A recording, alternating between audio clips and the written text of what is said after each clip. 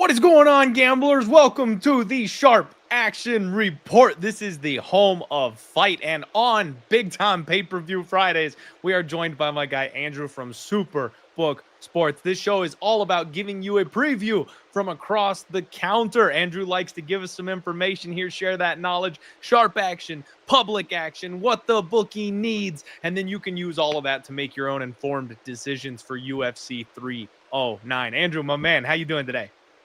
Man, it's a good time to be in the sports book. Yeah, lots of sports going on. You got NFL King. You got a great card with 309, John Jones return, and then obviously the biggest fight, Jake Paul versus Mike Tyson. But yeah, it's a Love it. fun weekend in the sports book. So yeah, looking forward to this one. Yeah, this one's going to be good, man. This one is going to be awesome. And we've already got the usual suspects in the chat. What's going on, everybody? Thank you all for piling in. The It Factor MMA says he already liked and shared. Bill Douglas firing some shots here. Hopefully the big guy is on Stipe. So yeah, big guy's kind of cooled off a little bit. He's having a bit of a rough run recently. So let's find out. Let's find out, you guys. This is less of a breakdown show. Every once in a while, Andrew will grace us with just a little bit of his opinion, but mostly it's informational. So if you have any questions, fire them off here in the chat. Do us a favor, hit the like button and get subscribed if you have not already. First fight of the evening here, we've got my girl Veronica Hardy taking on Eduardo Mora. I'll be honest with you, Andrew, I'm having a hard time with this one because I've been basically blind betting my girl Veronica Hardy up until this point, and Mora's causing me just a little bit of hesitation for some reason. Very competitive lines on this entire card. I'm seeing about minus 135 out there for Miss Hardy, plus 115 or so on Eduardo Mora. Anything on this first fight of the night we should know about? Yeah, this is a good one to start off. Honestly, this whole card has been bet pretty heavily this week. So we opened up Hardy at minus 150. We're currently sitting a little bit under market at 130 on Hardy. The price did get as high as 160 on Hardy early in the week, and at that point we got a big respected bet on Mora. So we're a little bit lower than market right now, trying to write some Hardy money just to balance the books and give some respect to the sharp action that came in on Mora. Right now, we currently need Hardy pretty big. And, I'm not saying we're going to sell it all off before tomorrow.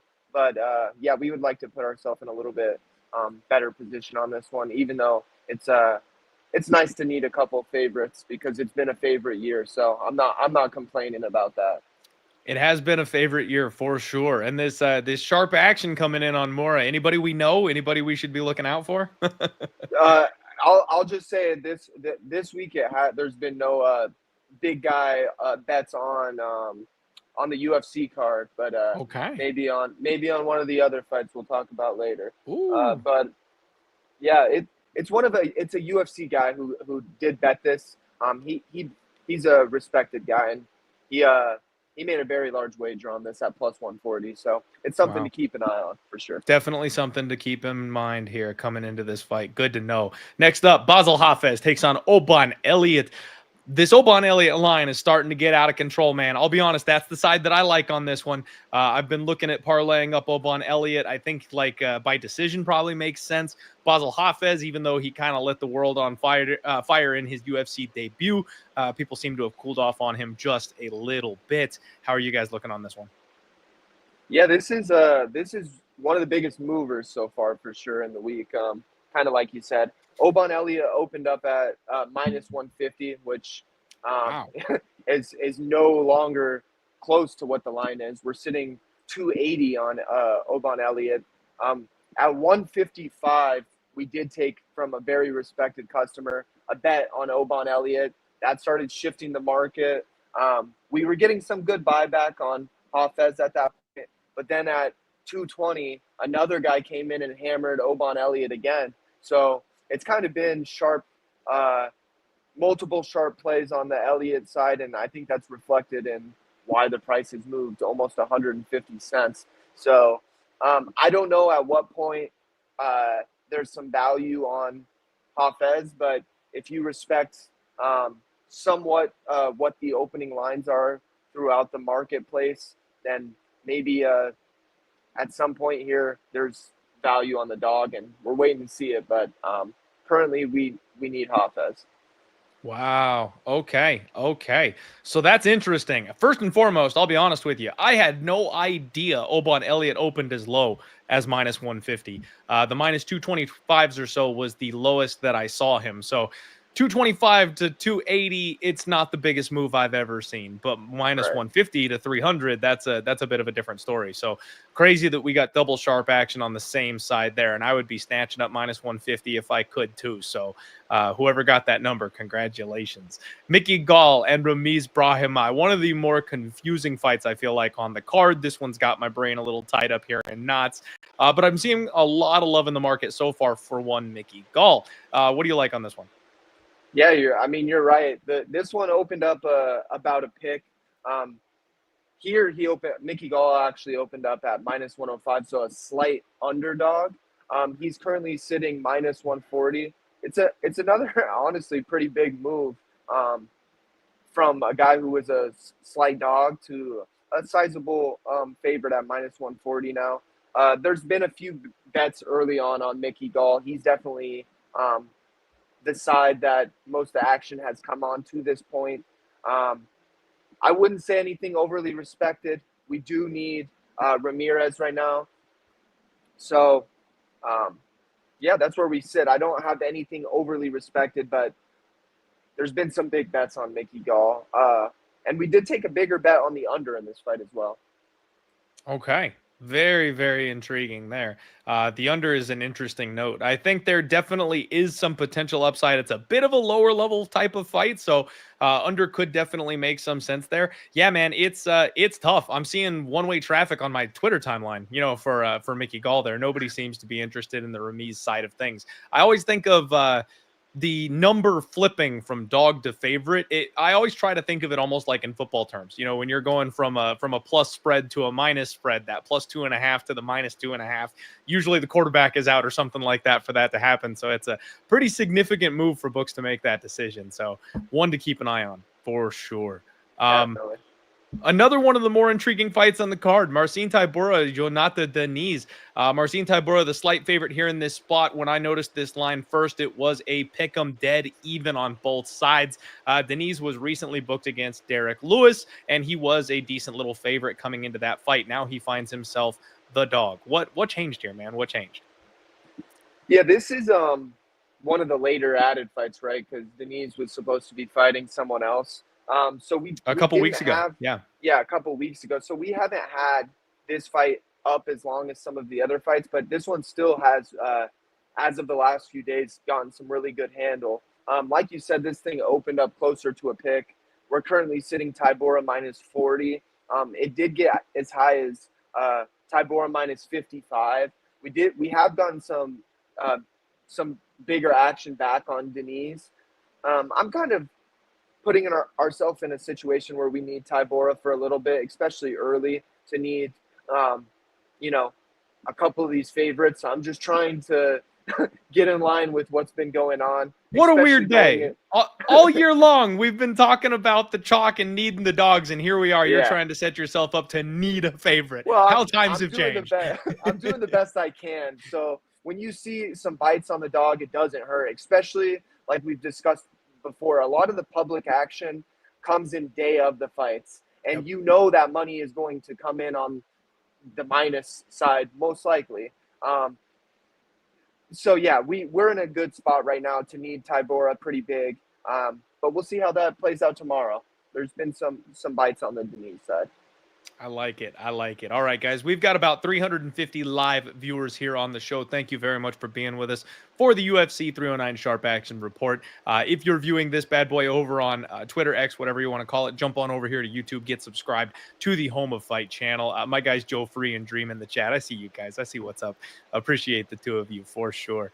Next up, we have got David Onama and Roberto Romero. A very, very interesting, very late fight. Now, I'll be completely honest with you, Andrew. I have not had the time to tape Roberto Romero. This guy's coming out of left field as far as I'm concerned. David Onama, know him all too well. I've tried to bet against him a couple different times, and he just seems to have an endless gas tank and ridiculous power and a tight squeeze. So no matter when his opponent has some kind of an advantage, he manages to overcome it. He is a minus 900 favorite right now, it looks like, in most areas. So you've got a big, juicy, unknown Roberto Romero in this spot. Is there any intrigue on this fight for you guys? Do you even have it up? I'm not sure if you guys are offering lines on this one yet or not. Yeah, we got it up. So I don't have too much to report. So this is not one of the more exciting fights to talk about for us from a booking perspective. We opened this as Onama, a $10 favorite, so minus 1,000. It hasn't moved. It's still sitting at minus 1,000. Something with these kind of fights that I've noticed, I mean, unless the market is shifting and there's some respected action on the unknown guy, this is one that wouldn't surprise me if, the favorites are coming in early, that this Onama price kind of gets inflated because it's just thrown in a billion parlays. So, not really too much to report with this fight. Hopefully we can get some dog action, and that's kind of what we're waiting for, honestly, with the $10 price tag, to see if there's, any biters on the dog. Yeah, man, with these, especially UFC cards, when you've got a 10-1 favorite, that just seems like don't bet me type of numbers to me. In the regional shows, when you've got a prospect that's going to be on Dana White's Contender Series or something, they make them 10-1, 15-1 favorites just because they're going to absolutely kill the guy. In the UFC, accidents happen, but when you get to that number, it's like, we just don't want your money. It's no good here. So I'm fully expecting David Onama to come in here and get this dang thing done. What's going on, guys? We got Burgundy Bets in the house, Aubrey Travis, Charles LaRoche. What's going on, boys? Thank you very much for joining the show here today. Next up, Jim effin Miller takes on Damon Jackson. And Andrew, I need your help on this one. I need you to talk to me on this one because it's been ridiculous one-way Damon Jackson traffic. And I know it's been the year of the favorites. Yeah. We had Jim Miller open up as a favorite in this spot. He is completely flipped to being the dog, and it's steaming one way. That number is getting so big. I said I wanted to bet Jim Miller on Monday, and I'm just waiting because the number keeps going up. So, if I'm going to pull the trigger, the number just keeps getting better on Jim. It's a change of weight class situation. It's a couple of old guys that have both hit rough patches in their careers. What do you make of this one? What does the action look like? Give me some clarity here. I need some help. Man, this is one that is stumping me as well, for sure. This is a confusing one because we opened this thing, like you said, around a pick. Actually, Damon Jackson, like you said, was a small underdog to open this thing up. We're currently sitting at minus 165 here now on Damon Jackson. Wow. And it really has been one-way steam on this fight. We did get a respected bet early, which you have to you want to try to win on those sides, especially if you see the market is continuing to go in that way and it doesn't look like it's a fake. Sometimes these guys will play a big number and then you can kind of see the market will start going against them, and sometimes that indicates that, hey, maybe they're just trying to move a line a certain way. But this Damon Jackson line has not stopped. Like I said, we're sitting at 165. Man, I have a sour taste in my mouth because I tailed the big guy last time Damon Jackson fought. And he got whooped by Chepe that last fight. So maybe I'm just not seeing this one clearly. But for me, the only way I could bet this is Jim Miller at this point when you're getting plus 150 now. We currently need Jim Miller, and I'm kind of have a little bit of an opinion on this fight. I'm not going to lose a lot if Damon Jackson wins because there's sharp money on that side. But I still think Jim Miller's got a shot, so I wouldn't mind winning a little bit on that dog. Okay. All right. Right now, the book needs a 10, Jim effin Miller. Man, I'm so right there with you. I feel like Jim deserves to be the ever so slight favorite in this spot. We've seen Damon Jackson out hustled and out physicaled before at 145, and now he's moving up to 155 late in his career, which usually that's a bad sign to me personally. If you move up and you're in your prime because your body can't take it and you're just filling up too much, and that all makes sense. But he's not. He's 36 years old and he's taken a beating a couple times, and now he's switching weight classes. That just doesn't seem to end too well all that often. And I'm shocked this much love is coming in for a guy whose only win in his last 4 fights comes by split decision. I mean, it just is clear as day that somebody smarter than me out there is putting that kind of money on him, but I don't get it. I can't understand the thought process behind it.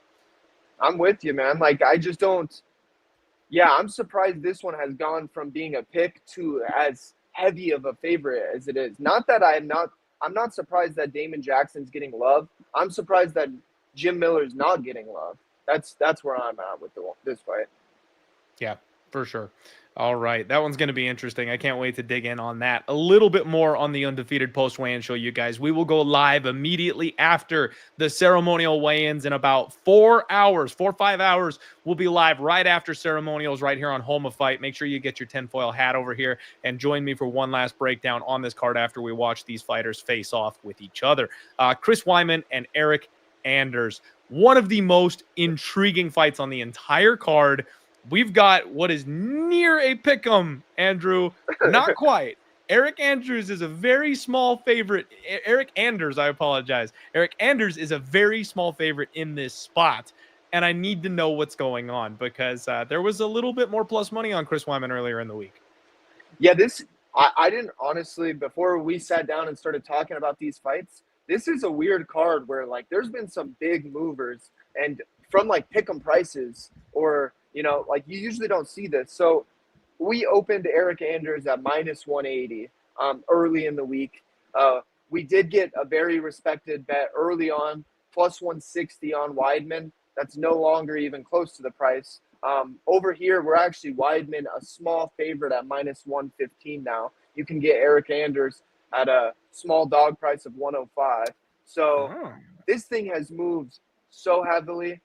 Like I said, we did get that early bet on Weidman at plus 160. The thing kept moving down, and then we got another big respected bet on Weidman at plus 130. So there's really been no stopping it.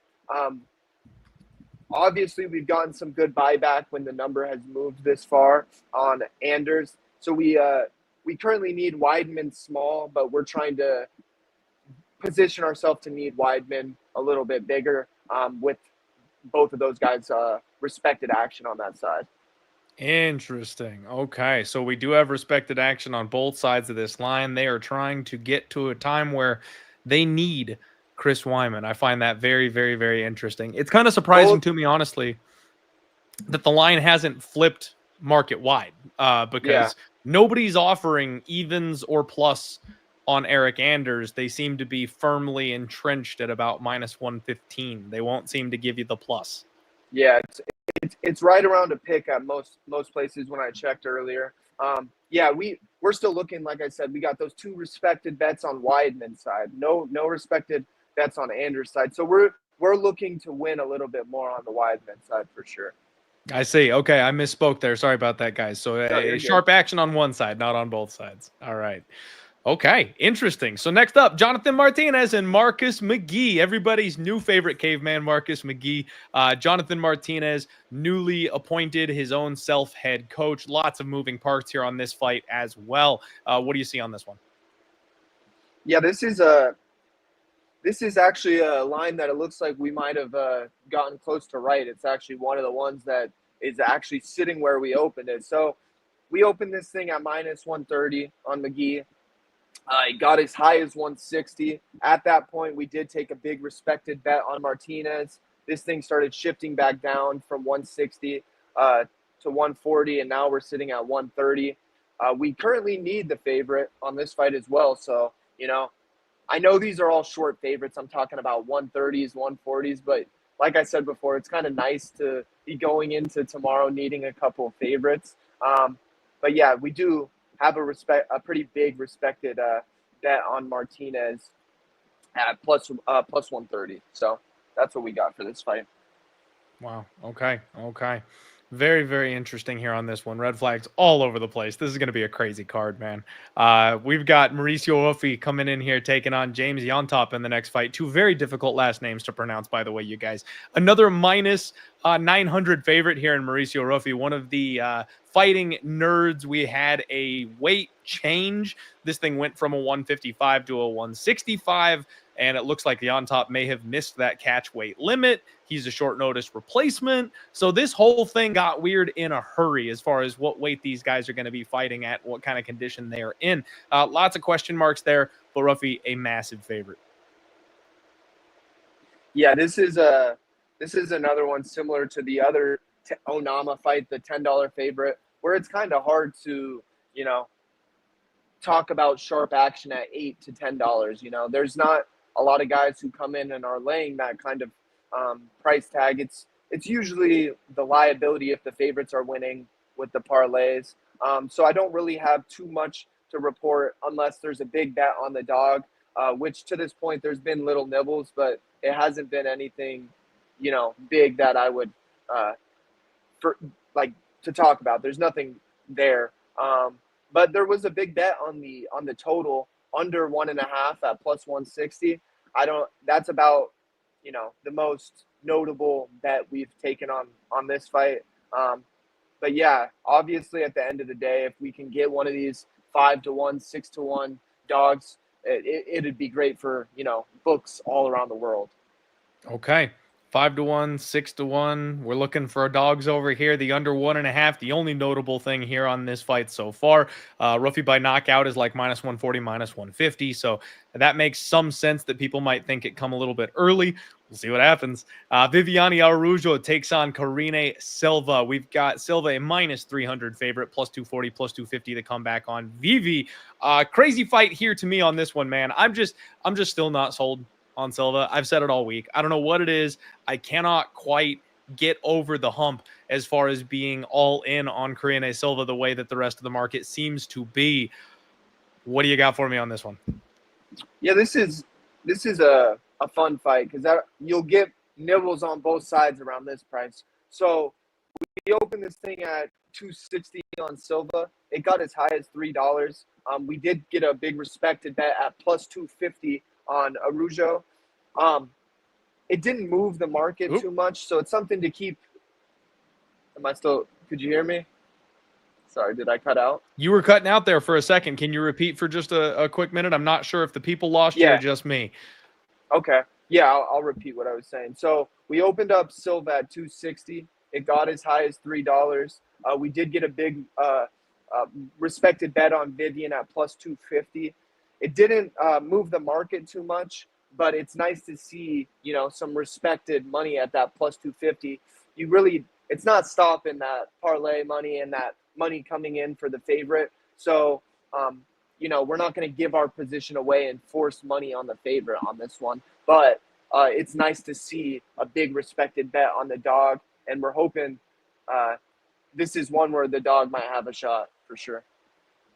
Okay. All right. Very interesting. I like that. I like that look there on that one. All right, everybody, we're getting to the good stuff. We've got 550 live viewers. Again, join us here on YouTube. Do us a favor. Hit the like, subscribe if you haven't already. Make sure you're checking out my guy Andrew on social media, and make sure you're taking a look at Superbook Sports, especially if you're hanging out in Las Vegas for the weekend. Bo Nickel and Paul Craig. It's finally time, Andrew. I've been talking about this for a long time. Bo has been on the development program here with the UFC for a couple of years, and it's finally time to cash in and see how legit this guy is. Can he swim with the Sharks at the top end of this weight class? We've seen Paul Craig pull off the memeiest finishes of all times. This guy actually has submission wins over former champions and things like that. It's absolutely crazy. If you give him an opportunity, he will take it and he'll make you pay. So very, very dangerous fight, especially when you're looking at a 14-1 price tag. Yeah, man. I'm all in on the Bo Nickel train. I'm rooting for my guy Bo Nickel. He's still a massive favorite. So we opened this thing up at $10. It got as high as $14. This is one where, he's not fighting somebody where no one's willing to take a shot.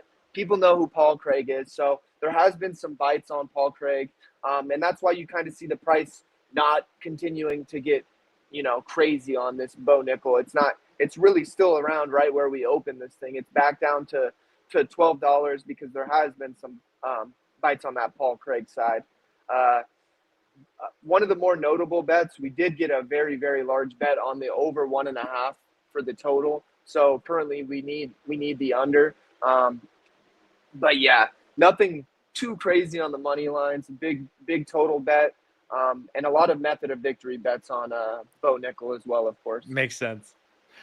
It's a Bo by any means he wants to kind of type of situation. So I definitely understand people taking shots on the KO and the sub props and things like that. But it is interesting that somebody took a shot on the over 1.5 here for this one, because I'm hearing nothing but Bo round one. So it's interesting to look at the plus money on that over 1.5. All right, guys. Co-main event, we've got Charles Oliveira, Michael Chandler running it back. Boy, has this line moved. The first time they fought, this thing was near a pick'em with Charles Oliveira being the ever so slight favorite. Now we've got Charlie O sitting as a minus 300 favorite. And you guys know I like to say no two fights are ever alike. So even though we've seen this before and they're running it back, I have a feeling this one's going to end a little bit differently. How differently? I'm not sure, but I don't think it's going to go quite the same way as the first time around. What are you seeing on this one? And has anybody been interested in the quote machine, Michael Chandler over there? Yeah, man, I think this is going to kind of surprise you, my report on this one. So, okay, I'm ready for it. Yeah, so we opened this thing up, Oliveira at minus 240. It did work its way up. You kind of saw early in the week it was moving its way up. It got as high as 270 here. We did get a massive public play on Michael Chandler at that point. So we're kind of dead to rights right now on Michael Chandler. It was a very large wager at plus 225, which you can't get that price anymore. So maybe we don't have too much information on this customer, a newer guy around here. So I'm not going to say whether or not it is sharp or it is not, but just if you're big. looking at we know it was big. Yeah, and if you're looking at the CLV right now, he bet at plus 225, and you can get plus 190 or 195. So he's got a little bit of a CLV check right now. So yeah, we're looking to need Oliveira right now, which is wow. Pretty surprising. I don't think most people would guess that. And I would guess most sportsbook don't need Oliveira at this point. But I'm sure that could change going into tomorrow for sure. That's pretty nuts, though, that you need a minus 300 favorite in the year 2024, man. How wild is that? Okay. Big public bet on the dog, which appears to have moved the market just a little bit. That number is definitely coming down pretty much everywhere. So people are figuring out this line may have gotten a little out of hand. Whether or not that matters, we'll find out tomorrow. Main event time, guys. Jon Jones returns, taking on Stipe Miocic. I believe I might have been pronouncing that wrong. I've been saying Stipe Miocic for some reason. I thought that's how it was pronounced, but whatever. We'll find out when John Anik says it tomorrow, and I'll make a note of it. It's been a while since Stipe's been in the cage, so forgive me. We've got John sitting as a minus 650 favorite in most places, and I'm a little surprised it's not higher, considering the hype surrounding John, and this seems to be a foregone conclusion, et cetera, et cetera. So I'm interested in this price tag, and I'm interested to hear what you've got to say as far as the betting action goes on this one. Yeah, so this is one where we did one of those early lines where, me and John talk about it, and we opened it up early because, this fight was supposed to happen a long time ago. So back then we opened this price at Jon Jones was a $4 favorite at that point. The fight then, got pushed back, and we weren't sure that it was going to happen. So the price kind of has moved up since then. Stipe's getting older. Jon Jones got a lot of early love at that $4, price tag. So this price is now currently sitting $8 on Jon Jones here. I know you could get a little bit less elsewhere, around $7, but we want to see some action on Stipe. We already have a lot of action on Jon Jones early. So yeah, we're looking to see a few bets come in, bigger bets come in on Stipe. We also took a larger bet on the over in this fight as well, which was, pretty surprising because everyone seems to think Jon Jones. Yeah, all I see is Jon Jones is going to get him out of there early, but I'm with you. I think I lean the over as well in this fight for sure. I think you have a little bit of faith in Stipe and hold your nose and feel like this fight's going to go a little bit more the way we saw the Daniel Cormier fights go. I wouldn't be shocked if this was Jon Jones by decision. I'll be honest with you, man. I feel like this could go the full 25. Yeah, I try not to bet Jones fights because, I think we've talked about it in the past because I'm a DC guy, so I got my inner hate for Jon Jones. And, I don't want to say anything bad, but I think Aspinall should be fighting, or at least I hope John Jones, when he wins this fight, he'll do the right thing and call out Aspinall. I find it really strange that he's been. I don't know if he's why he's calling out Derek Lewis and all these other guys. I think it's all just a gimmick, and after he wins, he's going to do the right thing and call out Aspinall. So He's never going to do the right thing. I think he's proven that over the course of his life. But did you catch the presser, though? Dana already came out and said that the winner fights Stipe, or the winner fights Aspinall. So I am fully expecting the winner of this fight to retire on the spot. yeah, I mean, I think Jones cares a lot about what people think. So I'm not sure that the pressure of everybody wanting him to fight Aspinall won't get to him. I think he really cares what people think. Yeah, no, he tries to pretend that he doesn't, but he absolutely does. His tirades on Twitter are enough to let me know that he actually thinks about what people are saying. But have we ever seen 4 gloves in the center of the cage? Because I wouldn't be shocked when at the end of this fight, both Stipe and John just unstrap him and lay him down. Double retirement after it's over. Sorry, see you later, Tom. It's all yours now. Yeah, no, I mean, I don't hate it. I think everyone would want to see, as much as Jones has done some questionable things over his career. Everybody knows the right fight is Jones versus Aspinall, but you don't get what you want sometimes. I'm sure we talked in the past about wanting Ngannou versus Jones, and that was the one. That's he didn't still want the that one either. Yeah, so Andrew, that's the only fight that I will be okay with them passing over Tom. If they somehow make the super fight work of Ngannou and Jones, that's the only fight that I want to see that doesn't have Tom Aspinall in it, because that one is legitimately for GOAT status. Yeah, it's funny how Dana's kind of changed his view on that fight as well, where he was that drives me nuts. he's like, John Jones should go down a weight class because he doesn't want those issues with Francis, and now he's like, Francis is scared of John Jones, that's why he left the UFC. It's like, dude, it's too much to keep up with. No, he's the way that man talks. He absolutely will sell you volcano insurance. Like that man, he goes off on some tirades and switches it up about every 6 months. It's wild. All right, guys, that is the sharp action report for UFC 309. But hold your horses. My guy Andrew said that he's got a special little bit of a treat for you. There's another event going on this weekend. In fact, just this evening, there is Mike Tyson in the cage versus Jake Paul. And my friend wanted to talk to you guys a little bit about what's going on in the boxing world. So you're getting some extra content here on a Friday, Andrew. What's going on, man? Talk to me. Yeah, so we're doing a watch party here for this night. So if you want, we don't usually show that for the UFC, your base. This is like Tyson fight. Oh, no. You sound like a robot, my friend. I'm not sure what happened, but you clicked something, and now we are getting garbled information here. Yeah, Dream says, yo, what the fuck? I had the same reaction. I'm not sure what happened. He's going to try and hit the reset button on that. That's got to be a like a Wi-Fi or an internet. Colby says the Iron Giant. He did sound like the Iron Giant. Oh, that was good. He will bounce right back in here, you guys. We'll get him back in and see if that fixes things. Oh, we got the fan issue again. Now we can hear everything through the speakers. Can you hear me? There we go. He's back. We got him. All Sorry right, about I'm that, back. you guys. Yeah. Sorry about that. They called you the Iron Giant. You sounded like the Iron Giant. Yeah, I could hear you sounding like a robot, so I was pretty sure it was going to be on my side, not your side. Phone's overheated or something.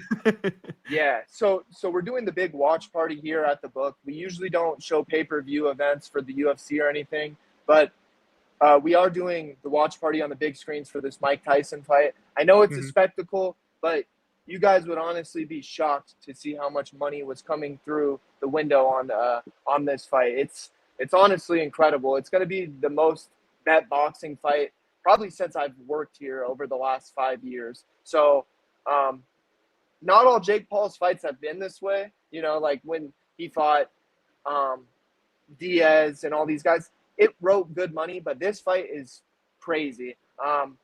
Something I can give you guys is we have some very respected sharp action that came in early on Jake Paul. Fade if you want, but the big guy did bet Jake Paul multiple times in this spot.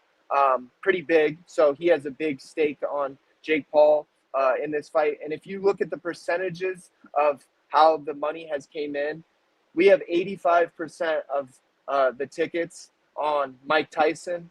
Oh my But Lord. we're going to end up needing Jake Paul pretty big. And most of the respected money is on Jake Paul. That is absolutely insane. 85% of the tickets. People are actually headed to the counter and setting their hard-earned money down on 60-year-old Mike Tyson. Dude, it's crazy. What did you make of the weigh-ins, man? Did you see the face-off where he slapped Jake Paul across the face? Yeah, they were blaming him, Jake Paul, for like stepping on his foot or whatever. Dude, Yep. I will admit that I was wrong. I did not think this fight would warrant this kind of handle. I obviously wasn't around to watch Mike Tyson fight, but man, they are excited for this fight. It's crazy, dude. Yeah. Now I got to shout out my guy Liam Picks Fights on Twitter. He actually posted that Jake Paul versus Mike Tyson is bodying UFC 309. I mean, we're talking astronomical levels of difference across social media and searches and Google. Like, it's like 100-1. People are into this fight. And I thought it was a sham. I thought nobody would care. Apparently, Mike Tyson still moves the needle coming back even all these years later. So it's absolutely insane to me. I like the Jake Paul side of things as well. I'm always a little bit nervous with these Jake Paul fights because you never know what kind of handshake agreements are going on behind the scenes. This is a legend of combat sports. So, is there something going on where this ends differently than you would expect? Getting carried the way that Mayweather carried McGregor in their fight. Like, that's the kind of stuff that makes it really difficult to bet on these freak show type of fights. But I think Jake Paul is the side, and much like the Mayweather McGregor fight, the money was easy on Mayweather and they gave you the best number you're ever going to get, but everyone piled in on the McGregor side hoping that he would spark him and knock him out. And it was just dead money from the offset. I kind of feel like it's that way. Obviously, Jake Paul is not Mayweather, but he is so much younger than Mike Tyson. He is so much larger than Mike Tyson. And people don't win fights at 45. Mike Tyson is knocking on the door of 60 legitimately. So I think it's got to be Jake Paul. All right. Well, quote me when I'm wrong, but you usually don't see 85% of the tickets on a certain side and the favorites on the dog side, and the favorite is still becoming wider and becoming more of a favorite. It kind of indicates where that sharp money is in the marketplace. When all this money is coming in on Tyson and the price is getting wider on Jake Paul, I mean, it tells you what you need to know, in my opinion. But, Mike Tyson is Mike Tyson, and maybe he'll go in there and catch him, and I'll be wrong. But usually, just working here and seeing that happen, it's hard for me to believe that 60-year-old Mike Tyson is going to get it done. But it would be awesome if he did. I'll be honest with you, man. I feel like Mike Tyson landed the best shot he's going to get when he slapped him at the face-offs. Like, I think that's the cleanest shot he's going to land this whole fight. I have a hard time seeing his cardio getting any better over the course of this thing, as he is old, as we've mentioned. We do have a question in the chat because that is a freak show fight, but there's some legitimate boxing going on. Apparently, some huge money is coming in on Serrano in the co-main event for that fight. Is that anything that you have any information on, comment, or any notable action for the rest of that card? No, yeah, that I'm not going to say the handle has been, that Mike Tyson level handle, but the sharp action's definitely coming in on that Serrano side. Let me check real quick how much that line moved. So you guys, I don't do or follow boxing. That's not a thing. I'm not aware. Serrano looks to be about a 2-1 favorite. I'm not sure what that looked like prior to just this second because I've never looked at it. This is an MMA show, and when we get MMA guys that transfer over to boxing, or we're talking about maybe the top guys in the world, then maybe I've got a couple of comments, but beyond that, I know nothing. So this Serrano fight is a complete mystery to me. Yeah, so this is a big mover. I know this is not what we usually talk about, but we opened this fight, a long time ago, and this was another one we did an early line on, and Serrano opened up a dog, and she's now sitting minus 210. So this is a big mover. The respected money has come in on that Serrano side. yeah, we currently need Taylor because of all the action on Serrano, but it won't matter at the end of the night. We're going to need Jake Paul, for our lungs probably. Wow. Okay. Okay. That's insane that a small dog is flipped to being a 200 favorite. And guys, boxing, MMA judging is wild, and we're starting to see the effects of potential corruption in our sport these days. And one of the things that I was never ever into boxing about is because a lot of these fights are fixed, is because of the corruption that is well known in boxing, and that's part of the big turnoff for me when I first got into combat sports. I really wanted nothing to do with it. So this kind of a line move late like this, just before the fight kicks off, you got to wonder what that means. Somebody knows something somewhere. That's all I can say about it from an outsider's perspective. But there you go, Muhammad. That is the notice for the Serrano fight in the co-main event. Thank you, guys. Oh, you know what? I'm sorry. I have one more question for you here, Andrew. My guy, Dix Insider, is wondering, is there any sharp action or notable action of any kind on the draw for Mike Tyson and Jake Paul here? I see some books, they're offering the 3-way. We offer the draw as well. I think you can get plus. It opened at 12-1. Now it's like plus 950. There has been a lot of bites on it. I wouldn't say anything super respected, but when it's a 10-1 price tag, it doesn't take too many bets before that liability really adds up. So yeah, that is something that, if that happens, it would not be good for the book, for sure. Interesting. Okay. So there's been a little bit of nibbles there. You might be onto something there, Dixon. And Muhammad, don't worry. Dix Insider is a regular around these parts, so I know exactly what I'm saying when I read his name out. But Dixon's been a supporter of the show for a long time, so he deserves to have his name read. All right, guys. And Jason Folk in the chat says currently 10-1. The norm for these types of boxing fights is closer to 15-1. So for those people in the know, looks like that number is a little shorter than usual. There you go, guys. You got a little bit longer of a sharp action report here today. Do me a favor, please share the show if you haven't. Hit the like button at the very least, and then subscribe to the channel if that's something that you haven't done. And then, Andrew, my man, the floor is yours. If there's anything that you want to tell the people, any way they can support you, or if Superbook's got stuff going on, let them have it. Well, I mean, this is a fun weekend at the Superbook. So if you're around Vegas area, stop in for this great Jake Paul fight. It's gonna be something special. The way Can I sleep there and then wake up for UFC 309? Oh, come on, dude. You're going to be tuned in. Everyone acts like they're not going to watch. Everyone's going to be tuned in to some. No, I'm Jake saying Paul. I'll come for the Jake Paul fight, crash on one of those comfy chairs, and then just wake up tomorrow for UFC 309. I'll just pull the 24 hours. No, I like it. And then why not stay for some NFL on Sunday, too? Why not? Yeah, we'll just do the weekend.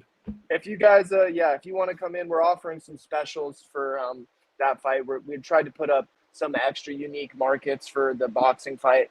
I wasn't expecting to do that, but the way it's being bet, we're putting up as much props and stuff as we can for that fight. So there's drink specials. There's all kinds of stuff that they're doing for this fight. But yeah, man, I'm excited to watch the UFC, and at this point, I'm excited to see this Jake Paul fight. So we'll see what happens, and I appreciate you for having me on. It's a lot of fun. Man. Always appreciate having you. Thank you so much for the information. It means the world to us from the gambling side of things, the bettors.